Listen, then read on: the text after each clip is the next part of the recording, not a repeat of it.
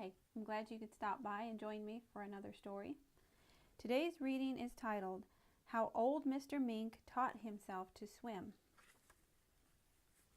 Of all the little people who live in the green forest or on the green meadows or around the Smiling Pool, Billy Mink has the most accomplishments.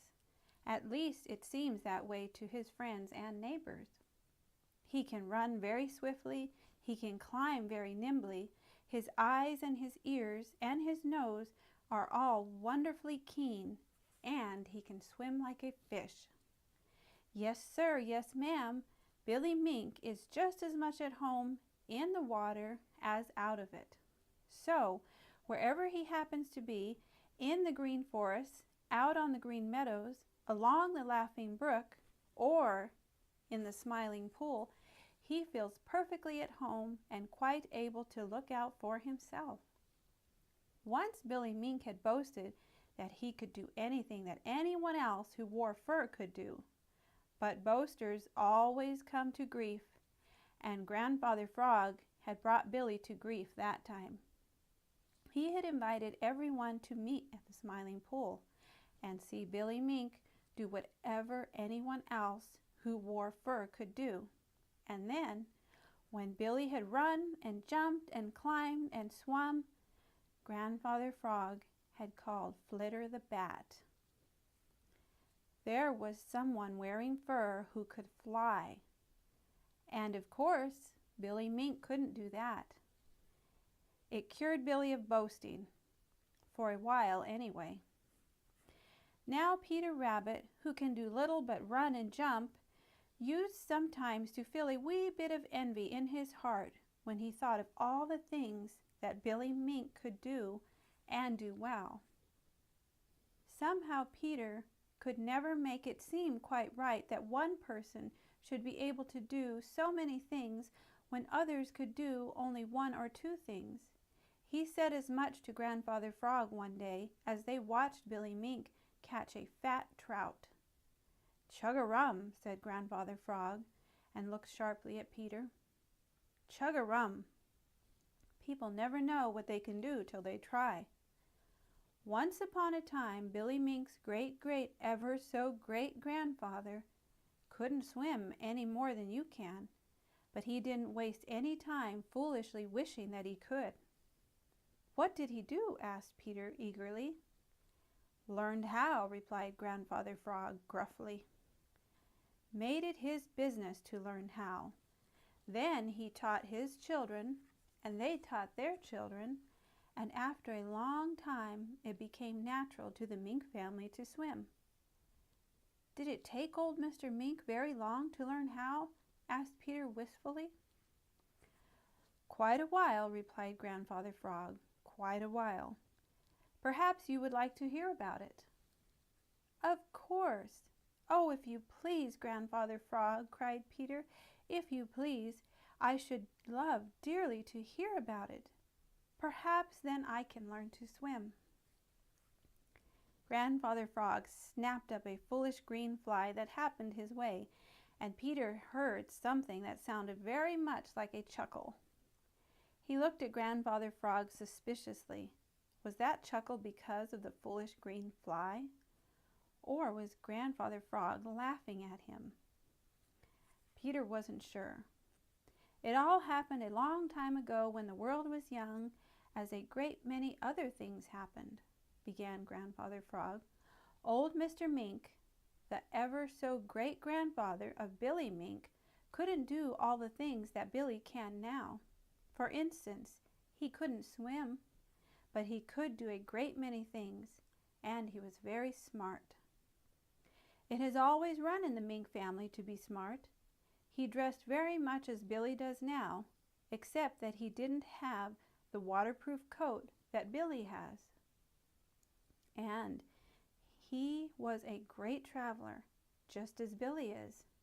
Everybody, smaller than he, and some who were bigger, were a little bit afraid of Mr. Mink, for he was quite as sly and cunning as Mr. Fox, and it was suspected that he knew a great deal more than he ever admitted about eggs that were stolen and nests that were broken up and other strange things that happened in the green forest and along the Laughing Brook.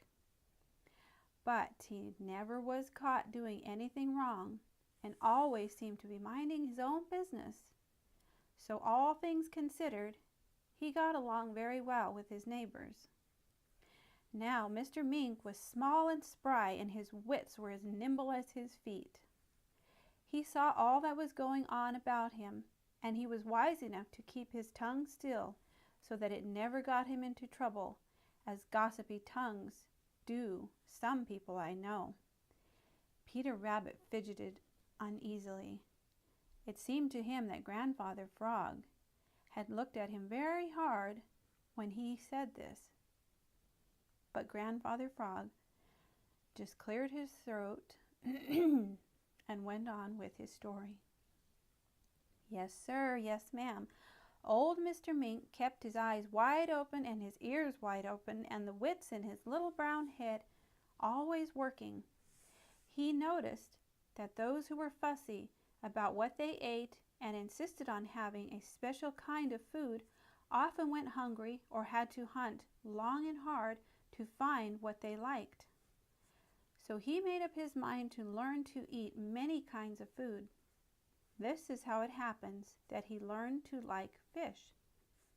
His big cousin, Mr. Otter, often caught a bigger fish than he could eat. His big cousin, Mr. Otter, often caught a bigger fish than he could eat all himself and would leave some of it on the bank. Mr. Mink could find it and help himself. But having to depend on Mr. Otter to get the fish for him didn't suit Mr. Mink at all. In the first place, he didn't have as much as he wanted. And then again, he didn't have it when he wanted it. If I could learn to catch fish for myself, I would be much better off, thought Mr. Mink.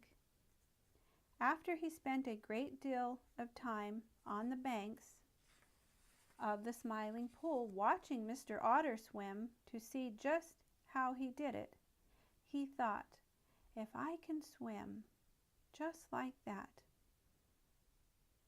Mr. Mink went off up the Laughing Brook to a quiet little pool where the water was not deep.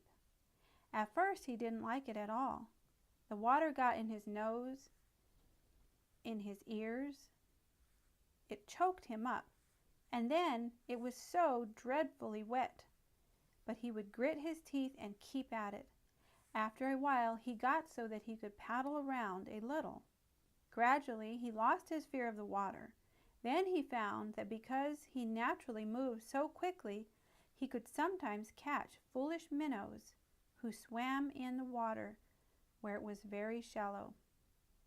This was a great sport, and he quite often had fish for dinner now. But he wasn't satisfied. No, sir, no, ma'am, he wasn't satisfied. Whatever Mr. Mink did, he wanted to do well. He could run well and climb well, and there was no better hunter in all of the Green Forest. He was bound and determined that he would swim well. So he kept trying and trying. He learned to fill his lungs with air and hold his breath for a long time, while he swam as fast as ever he could with his head under water, as he had seen his cousin, Mr. Otter, swim. The more he did this, the longer he could hold his breath. After a while, he found that because he was slim and trim and moved so fast, he could outswim Mr. Muskrat, and this made him feel very good indeed. For Mr. Muskrat spent nearly all his time in the water and was accounted a very good swimmer. There was only one thing that bothered Mr. Mink. The water was so dreadfully wet. Every time he came out of it, he had to run hard to dry off and keep from getting cold. This was very tiresome, and he did wish there was an easier way for drying off.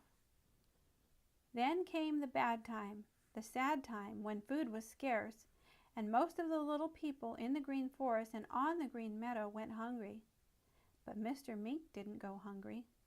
Oh my, no.